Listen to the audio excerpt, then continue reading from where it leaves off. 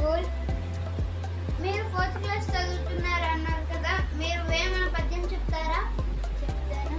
ధనము కూడబెట్టి దానంబు చేయక తాను తినకల సదాచికాక తేనటీగ కుచ్చి తిరవర్తికిగా విశ్వద విరామ వినరవేమ. మీరు దాని భావం కూడా చెప్తారా మా ప్రేక్షకుల కోసం? సరే. సంపాదించిన డబ్బుని దానమేం చేయాలి, తాను తినాలి. ఈ రెండు కాకుండా దాచిపెట్టడం వల్ల ఎలాంటి లాభం లేదు.